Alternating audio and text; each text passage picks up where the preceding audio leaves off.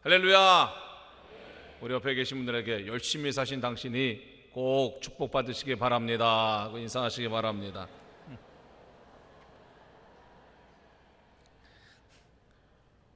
오늘 하나님께서 우리에게 주시는 말씀의 제목을 한번 따라 하시기 바랍니다. 부활의 증거들. 여러분, 하나님께서는 아주 분명한 한 가지 꿈을 가지고 계십니다. 그게 뭔지 알고 계시죠? 이걸 여러분들은 꼭 아셔야 됩니다. 아주 늘 마음에 새기셔야 되는데, 신명기 5장 29절에 그 하나님의 꿈이 아주 정확하게 나와 있습니다. 그거는 너희와 너희 자손들이 영원히 복받기를 원하노라. 이게 하나님의 꿈입니다. 하나님은 다른 생각이 없으세요. 딱 한 가지입니다. 우리 입장에서 생각하면 우리와 우리 자손들이 영원히 복받기를 원하시는 게 이게 하나님의 꿈입니다. 그 꿈이 여러분들을 통해서 여러분들의 가문에 꼭 시작되기를 주의 이름으로 축원합니다. 자, 그러면 여기서 하나님이 생각하는 복이라는 게 뭘까? 우리와 우리 자손들이 영원히 복받기를 원하신다는데, 여기서 하나님이 생각하시는 복은 무엇인가? 그것은 멋진 인생입니다.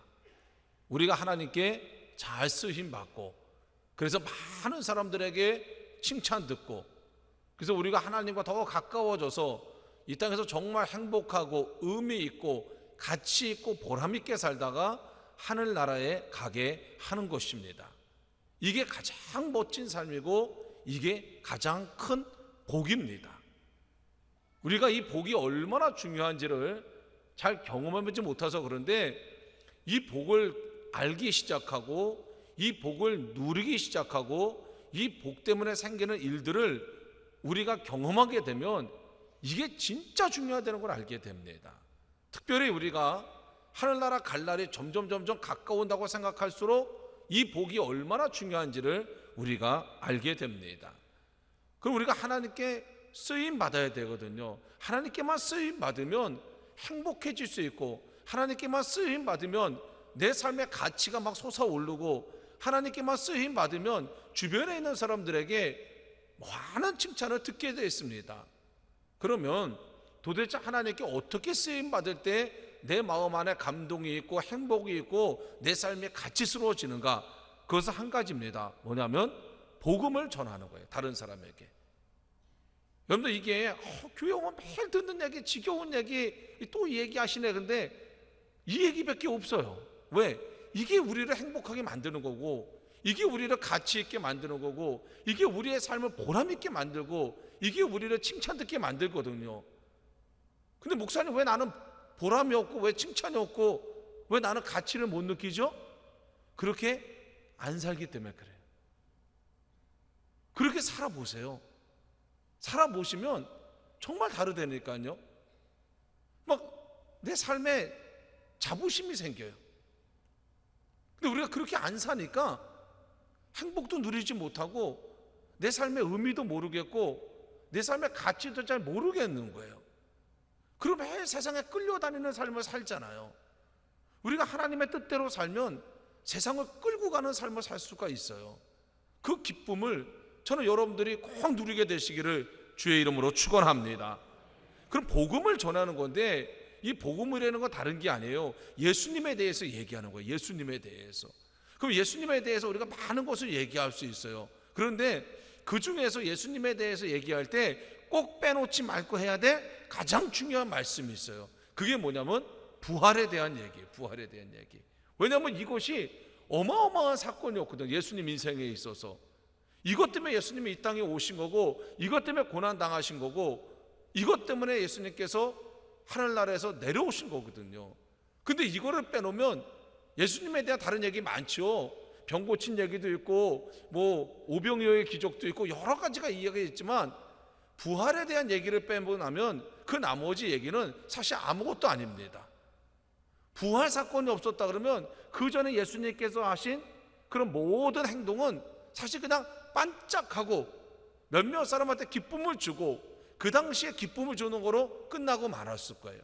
근데 부활이라는 사건은 그게 아니라 몇몇 사람이 아니라 온 인류의 역사를 완전히 바꾸고, 모든 사람에게 이 땅에서 정말 멋있게 살 수 있는 기회를 열어주고, 이 땅뿐만 아니라 하늘나라에 갈 수 있는 기회를 열어주신 그 사건이 바로 부활 사건이에요. 그래서 우리가 그 사건을 다른 사람한테 얘기할 때 왜 기쁘냐면요, 너무너무 중요한 일을 얘기했기 때문에 기쁜 거예요. 그리고 보람을 느끼는 거예요. 야, 내가 이런 중요한 일을 내가 알고 있다니, 그리고 이 얘기를 내가 다른 사람한테 얘기했다니, 그리고 그 사람이 나 때문에 그 사람의 인생이 바뀌다니, 이런 걸 생각해 보면 이게 얼마나 나를 흥분시키고, 얼마나 내가 해야 될 일이고, 얼마나 이게 기회고, 이게 얼마나 큰 특권인지를 우리가 알게 됩니다. 여러분, 지난 한 주간 동안 하나님 여러분들 보시면서 무엇을 기대하셨을까요? 여러분들 지난 일주일 동안 열심히 사셨죠? 기도도 열심히 하시고, 직장생활도 열심히 하시고, 사업도 열심히 하시고, 가정도 열심히 돌보시고, 그 모습을 하나님 보시면서 하나님께서 과연 기뻐하셨을까? 아니면 조금 안타까움이 있었을까? 저는 많이 안타까워하셨을 것 같아요.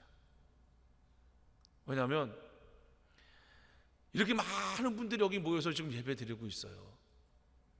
우리가 지난 일주일 동안 얼마나 많은 사람을 만났어요. 또 얼마나 많은 이야기를 하셨습니까?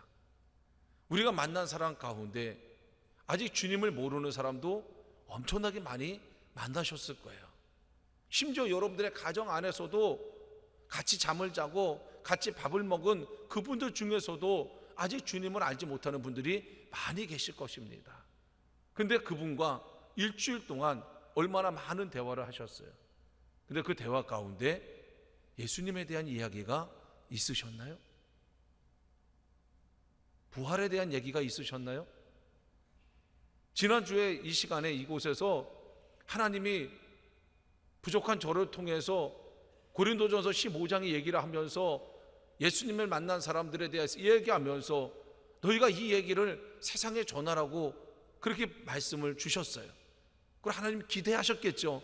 야, 이제 계산중앙 감독이 이 많은 성도들이 나가가지고 이제 막 만나는 사람마다 친구를 만나도 얘기하고, 믿지 않는 형제를 만나도 얘기하고, 또 뭐 직장 동료를 만나도 얘기하고, 막 지금 예수님 부활에 대해서 얘기했겠지.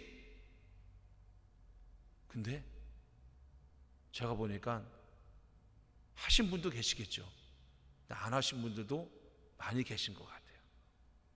만약에 이 많은 사람들이 일주일 동안 만나는 사람에게 복음을 전했다 그러면 오늘 분명히 우리 교회 새로 온 사람들이 많이 있어야 됩니다.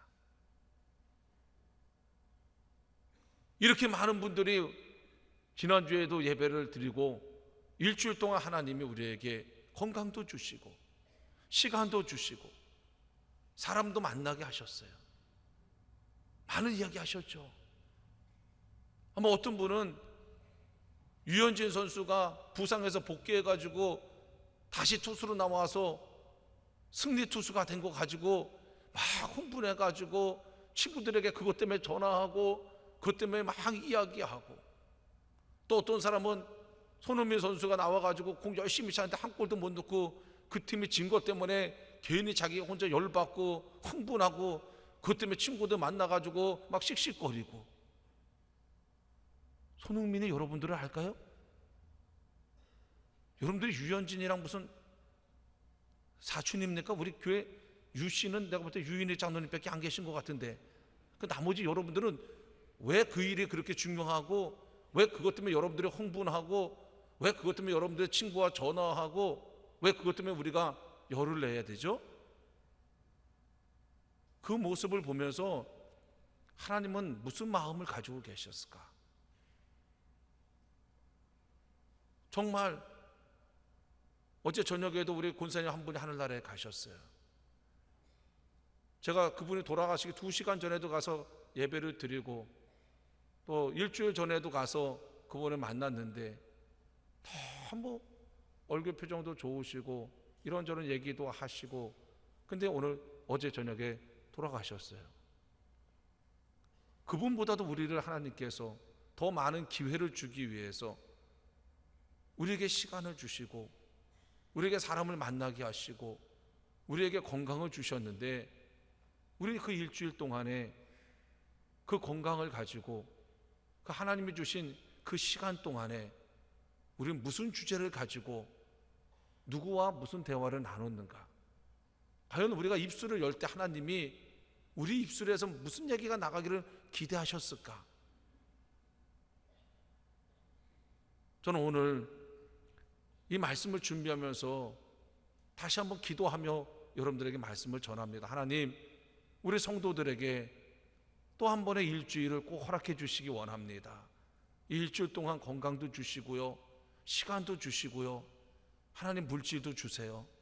그래서 이들이 지난주에 하지 못했던 그 말을 이번 주에는 꼭 하게 하시고, 지난주에 만났던 그 사람들 정말 무의미하게 만났는데 이번 주에는 가치 있는 만남이 되게 하시고, 지난주에 우리는 여전히 세상 속에서 그냥 힘들다고만 하고 짜증만 내고 내 인생은 왜 그러냐 그러고 살아왔는데 정말 내 인생이 얼마나 많은 기회를 가지고 있었는지, 내가 얼마나 많은 특권을 가지고 있었는지 그거를 깨닫게 하시고, 정말 그 기회와 특권을 이번 한 주간은 잘 쓰게 해달라고 그런 마음으로 기도하면서 이 말씀을 다시 한번 전합니다.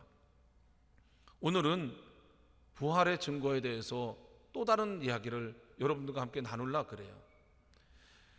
여러분, 정황이라는 게 있습니다. 어떤 일이 일어났는데 내가 그 일을 경험해 보지는 못했어요. 내가 보지도 못했고 만져보지도 못했어요. 그러나 우리가 어떤 정황을 보면 그 일이 있었는지 없었는지를 알 수 있게 있습니다. 자, 예를 들면 이런 겁니다. 아침에 일어났더니 바닥이 다 젖어 있어요, 운동장이. 그럼 우리는 뭐라고 얘기하냐면, 내가 잠자고 있는 동안에 하늘에서 비가 내렸구나, 이 얘기를 합니다. 우리가 비가 내리는 거는 봤어요, 못 봤어요? 못 봤어요. 그런데 어젯밤에 비가 오지 않았어, 이렇게 말하는 사람은 한 명도 없습니다. 아무도 보지 못했어요. 그러나 아침에 일어나서 온 세상에 물이 적셔 있으면 모든 사람들이 어젯밤에 비가 왔구나, 이걸 부인하는 사람은 없습니다. 또 마찬가지죠. 겨울에 아침에 일어나니까 하얀 눈이 소복히 쌓여 있어요. 그럼 다 뭐라 그러냐면, 간밤에 내가 잠자는 동안에 눈이 내렸구나, 이렇게 얘기하지, 나는 눈 내리는 거 못 봤으니까 이건 눈이 아니야, 어젯밤에 눈이 안 왔어, 이렇게 얘기하는 바보는 한 사람도 없습니다. 마찬가지예요. 우리 모두는 예수님의 부활을 본 사람은 없습니다. 그러나 그 당시 일어났던 정황을 우리는 알 수는 있어요. 그럼 그 정황을 통해서 이런 일이 일어난 거 보니까 그 전에 무슨 큰일이 있었나 보다, 부활 사건이 있었나 보다, 이것을 우리는 확신할 수가 있는 거예요. 자, 그런 여러 가지가 있는데 그 중에서 오늘은 제자들에 대해서 한번 얘기해 보려고 해요. 예수님의 제자들. 여러분들 알다시피 예수님의 제자들의 삶이 어느 날 갑자기 완전히 바뀌어 버립니다. 이거는 예수님의 제자들뿐만 아니라 우리도 마찬가지예요. 우리도 삶이 바뀔 때가 있어요. 어떤 때 바뀝니까? 평범할 때 우리의 삶이 바뀌지 않아요. 예를 들면 우리 교인들 중에서도 그런 분들이 있습니다. 아주 큰 중병에 걸렸어요. 그럼 우리가 찾아가서 병원에 가서 위로하고 그러면요, 목사님, 내가 이것만 잘 회복되면 내가 정말 열심히 살겠습니다, 내가 하나님을 위해서 살겠습니다. 그리고 진짜 회복된 다음에 정말 열심히 사시는 분들이 너무 많아요. 그동안 하지 않았던 봉사하시는 분이 있고, 전도하지 않았던 분이 치료받은 다음에 나오셔서 전도하는 분이 계시고, 자기의 시간을 사용하는 게 바뀌고 자기의 재능을 사용하는 게 바뀝니다. 그분이 갑자기 바뀐 거예요. 그러니까 사람들이 물어봅니다. 아니, 너 왜 이렇게 됐어? 너 왜 갑자기 전도해? 너 왜 갑자기 봉사해? 그리고 그분이 다 뭐라 그러니까, 내가 예전에 이렇게 아팠는데 하나님의 은혜로 내가 치유받아서 내가 새로운 삶을 살고 있어요. 사람이 바뀌는 겁니다. 사람이 바뀌는 데는 다 이유가 있어요. 우리가 어떤 행동을 하는데, 특별히 갑작스럽게 변화된 행동을 하는 데는 이유가 없는 사람이 없습니다. 마찬가지죠. 예수님의 제자들이 어떤 사람들이었습니까? 성경에 보면 예수님의 제자들의 삶의 모습들이 좀 나옵니다. 그 중에 우리가 아는 것이 이런 게 있죠. 뭐가 있냐면 마태복음 20장에 가보면 세베대의 아들 어머니가 나옵니다. 그 어머니가 예수님을 찾아오시죠. 그래서 예수님께 얘기합니다. 주님의 나라에서 우리 아들 하나는 우편에 앉혀주시고 또 아들 하나는 좌편에 앉게 해주세요. 어머니의 마음이죠. 왜냐하면 자신들의 아들들이 잘 되기를 원하는 거죠. 우리말로 얘기하면 주님이 대통령이 되시면 우리 하나는 국무총리에 앉혀주시고 우리 이 아들 하나는 내무부 장관 시켜주세요, 그 얘기입니다. 근데 그거보다도 제자들의 마음을 알 수 있는 그 다음 장면이 나옵니다. 그거는 그 이야기를 이제 12제자가 모여서 같이 들었는데 성경에 보니까 마태복음 20장 24절에 보니까 이렇게 기록되어 있어요. 10명의 제자가 듣고 그 두 형제에 대해서 분이 여겼다 그랬습니다. 그러니까 분하다는 겁니다. 그게 무슨 얘기입니까? 이 12명의 제자들이 예수님을 따라다닌 이유가 있는 거예요. 그들이 배를 버리고 집을 버리고 그리고 예수님을 따라다닌 이유는 딱 한 가지였어요. 뭡니까? 예수님이 왕이 됐을 때 내가 한 자리 차지해야 되겠다. 다른 이유가 없어요. 지금 이 대화를 나눠보면, 이 대화를 보면 왜 이들이 예수님을 따라다녔는지를 우리가 알 수 있죠. 이 정황을 보면. 그랬는데 이 제자들이 갑자기 또 한번 확 바뀝니다. 어느 때 바뀌어요? 예수님이 잡혀갈 때. 예수님이 잡혀가고 나니까 제자들의 삶이 확 바뀌어요. 그래서 성경에 뭐라고 나와 있냐면 마가복음 14장 50절에 그 제자들이 다 예수를 버리고 도망갔다는 거예요.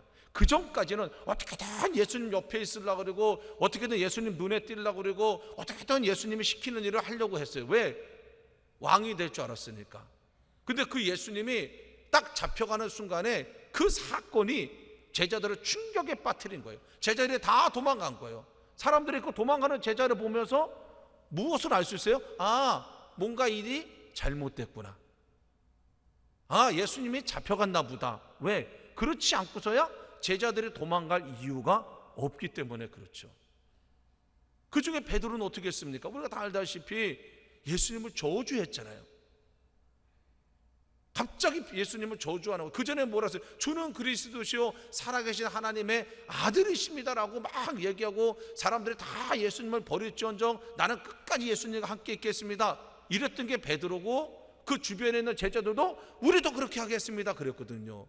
그런데 예수님이 아주 초라한 모습으로 여기저기 끌려다니는 모습을 보면서 베드로가 뭐라 하냐면 그 예수님을 저주하고 나는 저 사람을 알지 못한다고 얘기하잖아요. 왜요? 예수님이 잡혀갔기 때문에. 만약에 예수님이 예루살렘에 가서 왕의 자리에 올라갔다 그러면 이 제자들이 이렇게 행동했겠습니까? 이렇게 행동하지 않았겠죠. 그러니까 이 제자들의 행동은 그저 단순한 이 제자들의 행동이 아니라 예수님과 밀접하게 관련이 되어 있는 거예요. 예수님에 따라서 이 제자들의 행동이 계속 바뀌고 있어요. 그래서 이 제자들의 행동을 보면 아, 그때 예수님에게 무슨 일이 일어났는지를 우리는 충분히 알 수가 있는 것이죠. 이랬던 제자들이 이렇게 도망가고 예수님을 저주하고 시기하고 질투했던 이 제자들이 오늘 우리가 읽은 사도행전 4장에 가면 완전히 바뀝니다. 불과 얼마 되지 않아서 이 제자들이 완전히 바뀌어요. 그래서 오늘 여기 성경에 보면은 이 제자들이 바뀐 것을 보고 사람들이 뭐라고 얘기하냐면요, 사도행전 4장 13절을 한번 보세요. 사람들이 뭐라고 얘기하는가? 그 제자들이 확 바뀐 것을 보고 자 13절 시작. 저희가 베드로와 요한이 기탐 없이 말함을 보고 그 본래 학문 없는 범인으로 알았다가 이상히 여기며 또 그 전에 예수와 함께 있던 줄도 알고 이랬습니다. 지금 사람들이 이 제자들을 어떻게 생각하면 이상하게 생각하는 거예요. 이상해진 거예요. 제자들이 이러면 안 되는데 제자들이 완전히 바뀌었어요. 도대체 이 제자들이 어떻게 바뀌었길래 이 사람들이 그 제자들을 보고 이상하다 그럴까? 오늘 여기 성경 우리가 읽지는 않았지만 그 앞에 부분입니다. 자 2절 말씀 한번 보세요. 2절 4장 사도행전 4장 2절 시작. 백성을 가르침과 예수를 들어 죽은 자 가운데서 부활하는 도 전함을 싫어하여 이랬거든요. 자, 저를 보세요. 지금 제자들이 뭐를 하고 있냐면요, 백성들이 있는 그런 공개된 장소에서 예수님에 대해서 얘기하고 있어요. 근데 예수님의 뭐에 대해서 얘기하냐면 예수님이 부활에 대해서 얘기하고 있는 거예요. 제가 조금 아까 제자들이 뭐 했다 그랬어요? 다 도망갔다 그랬어요. 예수님을 저주했다 그랬어요. 근데 그 제자들이 지금 공개된 장소에서 뭘 하고 있냐면 예수님이 부활하셨다는 얘기를 막 하고 있는 거예요. 그러니까 그 사람들을 보면서 야, 이상하네? 아니, 쟤네들이 옛날에 예수님이랑 있던 그런 겁쟁이들 아냐? 아, 예수님 배반하고 도망갔던 애들 아냐? 근데 걔네들이 아니 지금 와가지고선 예수님 부활했다고 얘들 이상하네? 이렇게 된 거예요. 그래가지고 이제 무슨 일이 일어나냐면 이 사람들이 이 예수님의 부활을 전하는 이 사람들을 갖다가 붙잡습니다. 근데 참 재밌는 거는 이 성경을 가만히 읽다 보면요, 이 장면과 예수님이 잡혀갈 때의 장면과 거의 흡사합니다. 예수님도 얼마든지 안 잡혀갈 수 있었어요. 근데 순수하게 예수님이 잡혀가십니다. 근데 그런 장면들이 이제 제자들의 머릿속에 확 박힌 거예요. 그래서 부활한 예수님을 만난 다음에 이 제자들의 꿈은 뭐냐면요, 야, 나도 예수님처럼 한번 살아봐야 되겠다. 야, 나도 예수님처럼 한번 멋있게 한번 살아봐야 되겠다. 야, 나도 이런 상황에서 예수님처럼 당당하게 한번 살아봐야 되겠다. 나도 당당하게 잡혀가고 내가 해야 될 말 당당하게 한번 해봐야 되겠다. 항상 이게 마음에 있었던 거예요. 그래서 여기서 잡혀갈 때 이들이 뭐냐면요, 3절에 보니까 저희를 잡음에 그랬는데 전혀 반항하지 않았어요. 얼마든지 도망갈 수 있었어요. 도망가지 않았어요. 마치 일부러 잡힌 것처럼 잡혀갔습니다. 그리고서는 이 사람들이 당당하게 얘기하는데 뭐라고 얘기하냐면 11절 12절에 보니까 이런 말씀을 하고 있어요. 이 예수는 너희 건축자들이 버린 돌로서 집 모퉁이의 머릿돌이 되었느니라. 다른 이로서는 구원을 얻을 수 없나니 천하 인간의 구원을 얻을 만한 다른 이름을 우리에게 주신 일이 없느니라 하였더라. 이렇게 얘기하니까 이제 이 사람들이 놀란 거예요. 그러면서 참 재미있는 게 있습니다. 여기서 여러분들이 성경을 읽으면서 알아야 될 게 있어요. 여기 아주 재미있는 장면이 나와요. 그게 뭐냐면 그렇게 막 얘기하니까 17절 한번 보실래요? 17절에 이것이 민간에 더 퍼지지 못하게 저희를 위협하여 이후에는 이 이름으로 아무 사람에게도 말하지 말게 하자. 자, 저를 보세요. 이게 무슨 얘기냐면 예수님의 제자들이 지금 다니면서 예수님 부활했다는 얘기를 막 하는 거예요. 그러니까 지금 이 사람들은 뭐라 하냐면 야, 다시 이 얘네들을 붙잡아가지고 너네 다시는 예수님 부활했다는 얘기 하지 마, 이렇게 겁을 주고 내보내지는 얘기예요. 여기서 하나 중요한 게 있습니다. 그게 뭐냐면 만약에 예수님이 부활하지 않았다 그러면 예수님의 시신이 어디 있겠어요? 무덤에 있겠죠. 그러면 이 사람들이 아주 쉽게 얘기할 수 있어요. 제자들 불러가지고 야, 이놈들아, 무슨 쓸데없는 얘기를 하고 있어. 아니 지금 예수님이 무덤에 있는데 무슨 예수님이 부활했다 그래? 무덤에 가서 봐. 이러면 끝나는 거예요. 근데 왜 이 사람들이 지금 그 얘기를 못하고 있을까? 이유는 완전히 파악되지 않았지만 여하간 지금 무덤 안에 예수님이 안 계신다는 것을 이 사람들도 알고 있는 거예요. 아주 쉽게, 만약에 예수님이 무덤 안에 있다 그러면 쉽게 해결할 수 있죠. 야, 무덤에 가서 봐. 그러면 끝나는데 그 얘기를 못하고 겁만 죽고 있어요. 그 얘기는 지금 뭐예요? 예수님이 무덤 안에 안 계시다는 얘기예요. 그러니까 겁만 줘서 끝날라 그러는 거예요. 그랬더니 그 제자들이 뭐라고 하냐면 우리가 읽은 것처럼 19절에 베드로와 요한이 대답하여 가로되 하나님 앞에서 너희 말 듣는 것이 하나님 말씀을 듣는 것보다 옳은가 판단해라. 이게 뭐 주객이 전도됐어요. 지금 잡혀온 사람이 가리키고 있어요. 내가 지금 하나님 앞에서 너희 말 듣는 것이 하나님 말씀을 듣는 것보다 옳은가 판단하라. 그리고 20절에 굉장히 중요한 얘기를 하고 있습니다. 20절 말씀 우리 같이 한번 읽겠습니다. 시작. 우리는 보고 들은 것을 말하지 아니할 수 없다 그랬어요. 그러니까 제자들이 뭘 봤길래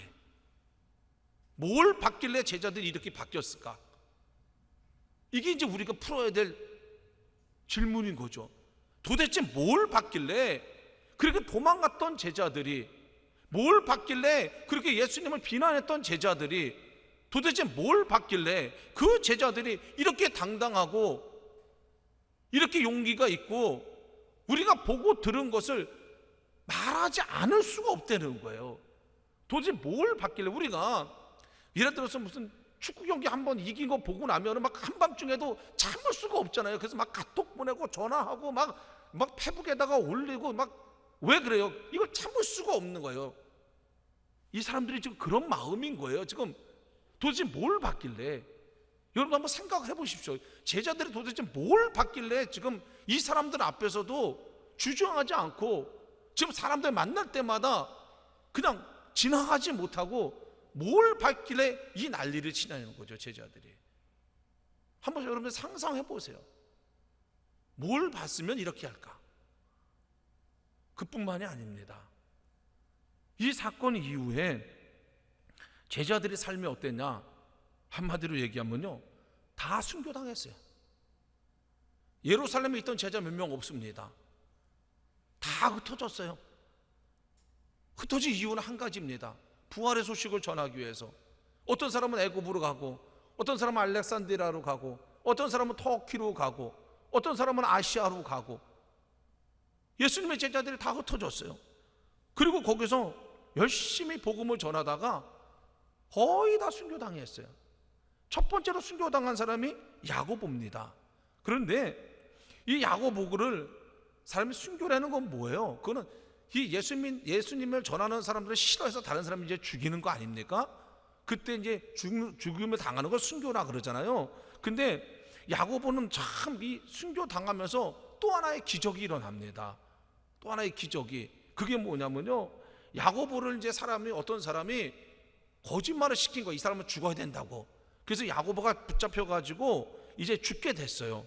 그래서 그 형을 집행하는 그 장소를 함께 이렇게 끌려갈 때 그 거짓말을 시킨 증인이 같이 걸어갔어요.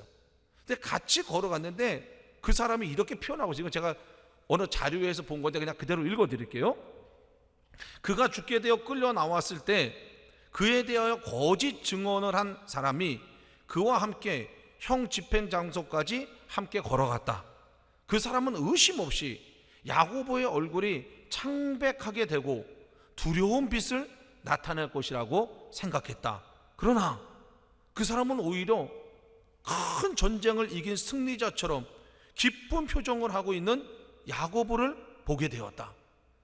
그 사람은 크게 놀랐고 자기 옆에 죄수로 지목되어 죽으러 가는 이 사도가 믿는 구주가 참된 하나님이시기에 틀림없으며 그렇기 때문에 죽음에 임하는 사람에게 그와 같은 즐거움과 용기를 줄 수 있다는 것을 확신하게 되었다. 그래서 그 사람도 그리스도인이 되겠다고 자처하여 기독교인이 되고 야고보와 함께 순교당했다.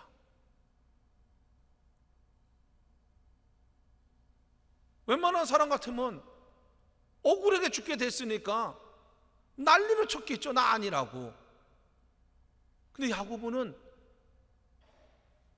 예수님과 똑같은 방법으로 죽는 거에 기뻐하고 자부심을 갖고, 그래서 그 사람의 옆에 있는 거짓말한 사람이 야고보를 봤을 때 분명히 야고보가 완전히 겁에 질려 있을 거라는 그러한 생각을 가졌는데 야고보는 마치 큰 전쟁에서 승리한 사람처럼 그리고 걸어가는 모습을 보면서 이 거짓말 시킨 사람이, 이 사람이 이런 거 보니, 이런 정황을 보니, 이 사람을 보니 진짜 하나님이 계시구나, 이 사람을 보니 진짜 예수님이 부활하셨구나, 이 사람을 보니 진짜 하늘나라가 있구나, 이런 확신을 갖게 된 거예요.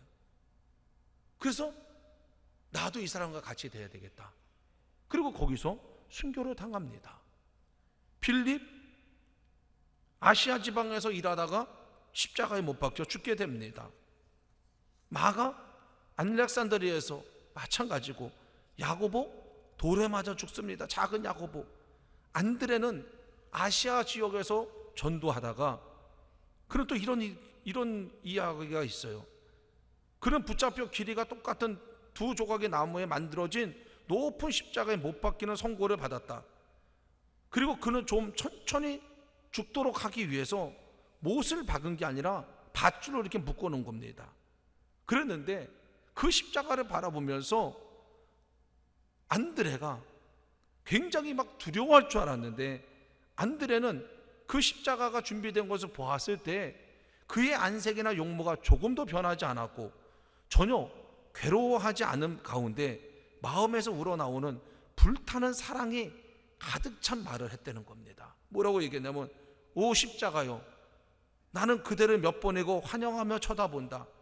나의 기쁨과 소원에 찬 즐거운 마음으로 그대에게 와서 그대에게 달렸던 분의 제자가 되었다. 나는 항상 그대에게 달리신 나의 스승을 사랑하였고 그 십자가를 늘 포옹하고 싶은 갈망이 있었다. 오 반가운 십자가요. 그리고 거기서 순교당했어요. 이게 못을 박지 않아서 그냥 매달아 놨으니까 이제 며칠을 사는 거죠. 그 며칠을 살면서 그 사람이 한 게 뭐냐면, 그 주변에 이제 왔다 갔다 하는 사람들에게 예수 그리스도를 사랑하라고, 예수 그리스도를 사랑하라고. 생각을 해보세요. 어떻게 사람들이 이렇게 바뀔 수 있을까? 베드로는 어땠습니까?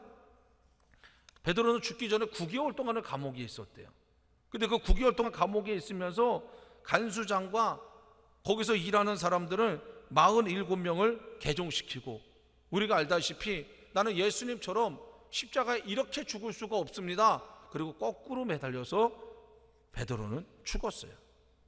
유다도 십자가에 못 박혀 죽고, 도마는 인도에서 복음을 전하다가 창에 찔려서 죽었습니다.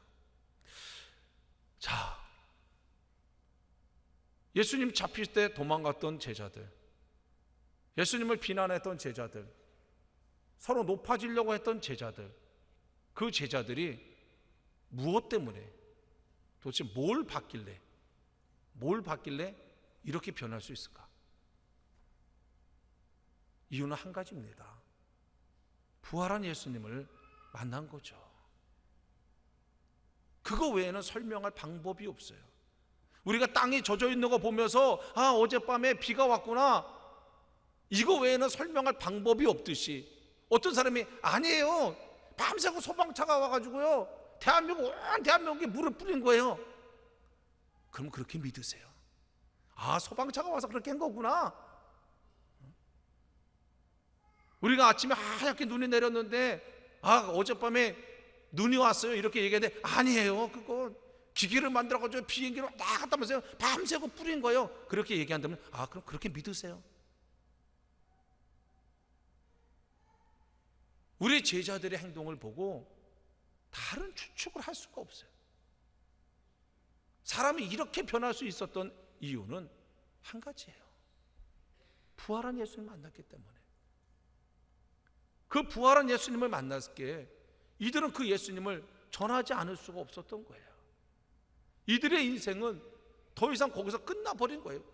부활한 예수님을 만나고 나서 야, 이 사건 이상 내 인생에 중요한 일이 없고 이분 이상 내 인생에 중요한 분이 없다는 것을 예수님의 제자들은 알았던 거죠. 그리고 참을 수가 없었던 거죠. 어떤 분도 이런 말씀 하십니다. 열심히 복음 전하면 뭐 건강해지고 뭐 물질도 생기고 사업도 잘 될까 봐 한 거 아닐까요? 우리 현대 기독교인 중에서도 그런 마음 갖는 분들이 있습니다.